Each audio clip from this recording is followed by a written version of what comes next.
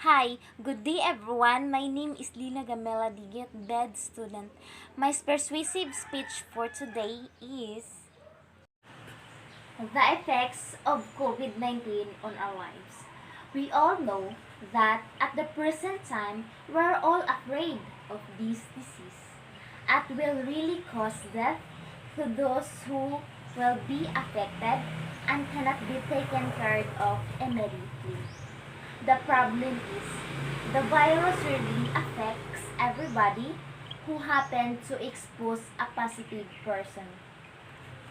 Exposure alone of one person can cause many if such person is not immediately identified.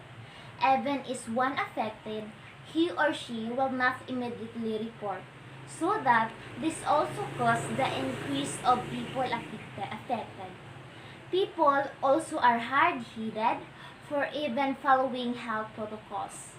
If only everybody will avoid enjoying gatherings and going out if it is not important, help lessen the widespread of this disease.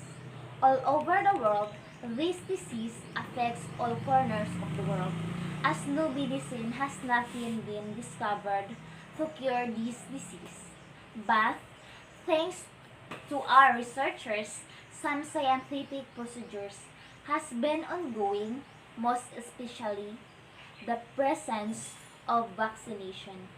Through this vaccination is not a 100% solution, but at least it will not cause severe effects on a person exposed to this virus.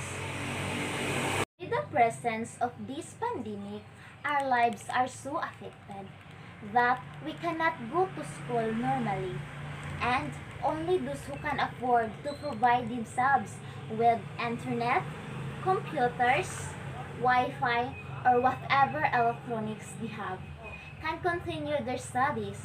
The workforce is at standstill so that most people has no work.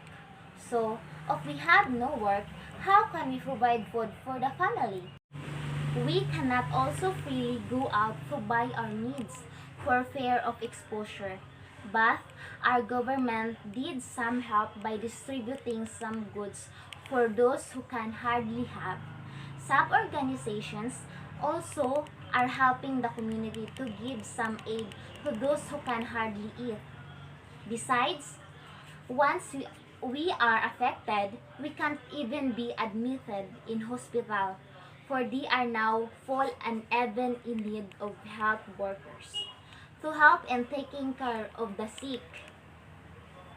As an advice, please, let's help everybody by following health protocols, such as always wearing face mask, face shield, always use alcohol or washing hands with soap every now and then.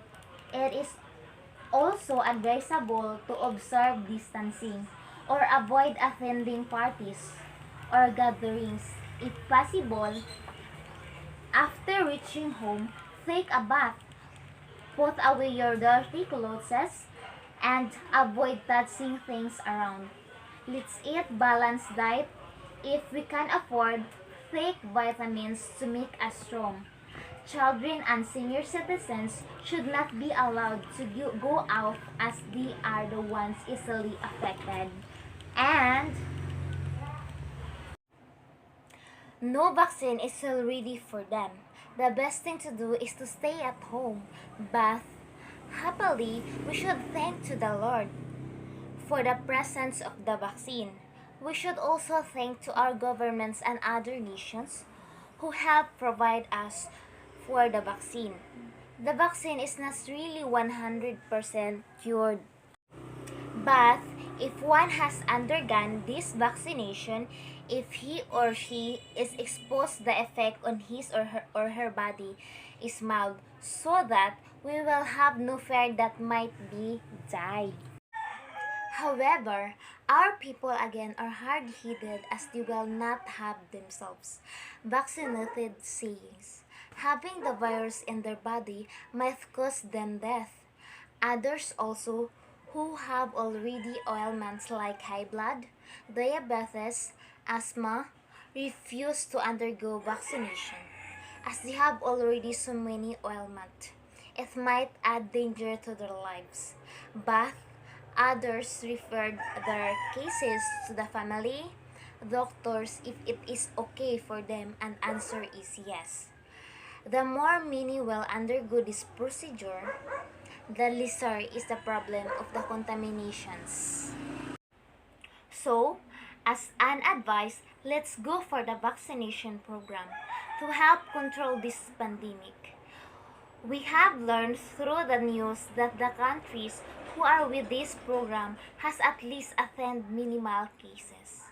Nobody has been reported harm for undergoing this vaccination. So, what are you waiting for?